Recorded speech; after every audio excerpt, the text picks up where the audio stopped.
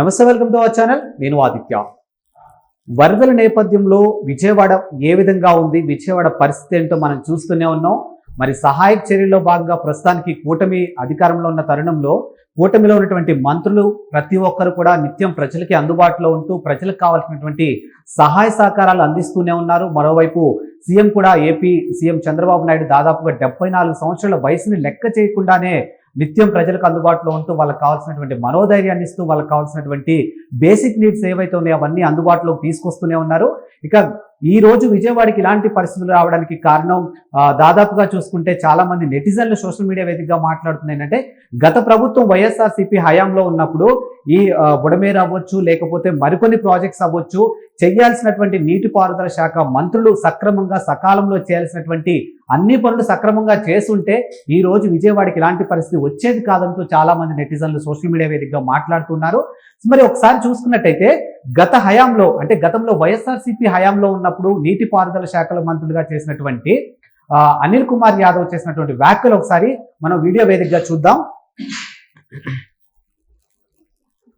Industry 40 years ఎన్ని years కాదు, bullet దిగిందా లేదా అన్నది మాత్రమే సార్.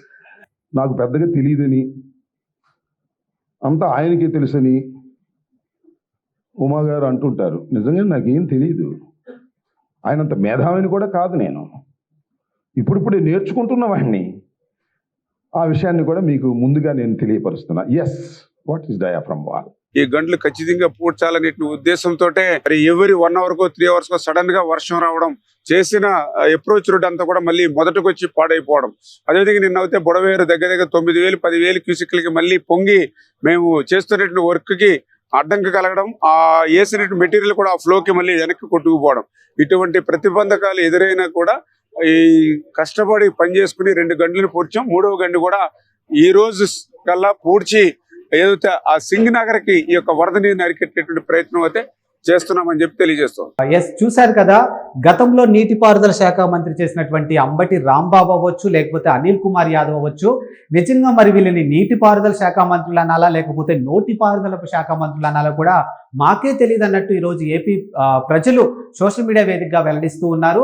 మరి ఒకవైపు చూసుకుంటే బుల్లెట్ దిగిందా, లేకపోతే వాళ్ళు చెప్పారు వీళ్ళు చెప్పారంటూ ఏవో సినిమా డైలాగులు చెప్తున్నట్టు మనకి ఇక్కడైతే స్పష్టంగా అర్థమవుతుంది.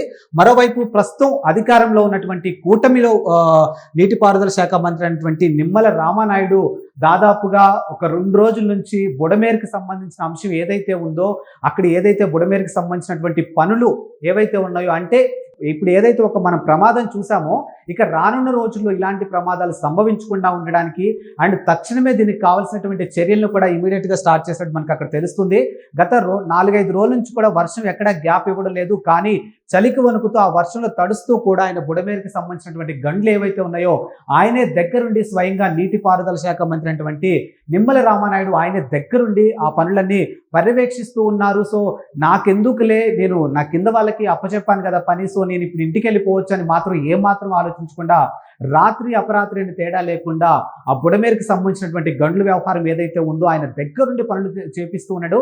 ఒక విధంగా చెప్పాలి అని అంటే మాత్రానికి పూడిక ఆయన కూడా స్వయంగా చేస్తున్నటువంటి అంశాలు కూడా మనం మీడియా ముఖంగా సోషల్ మీడియా వేదిక మనం చూస్తూనే ఉన్నాం.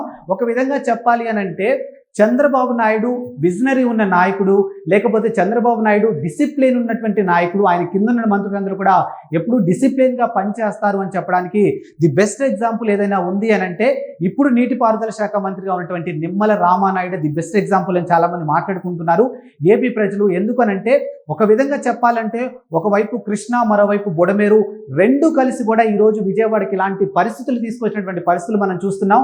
మరోవైపు వైఎస్ఆర్సీపీకి సంబంధించినటువంటి ఫేక్ ప్రచారాలు మనం చూస్తూనే ఉన్నాం. ఈ బుడమేరు వాగు చంద్రబాబు నాయుడు ఇంటిని ఎక్కడ కప్పేస్తుందో, చంద్రబాబు నాయుడుని ఎక్కడ ముంచేస్తుందో అన్న భయంతో ఈరోజు ఇలాంటి పరిస్థితులు తీసుకొచ్చారని చెప్తున్నారు. కానీ చాలా మంది మాట్లాడుతున్న అంశం ఏంటంటే అసలు బుడమేరుకి చంద్రబాబు నాయుడు ఇంటికి సంబంధమే లేదు, అది ఎక్కడుందో ఇది ఎక్కడుందో ఒకసారి చూస్తే బాగుంటుంది అని చెప్పి చాలా మంది ఏపీ ప్రజలు తెలియజేస్తూ ఉన్నారు. సో మరి మరో ఇంట్రెస్టింగ్ టాపిక్ తో మళ్ళీ కలుద్దాం. అంతవరకు సెలవు, నమస్కారం.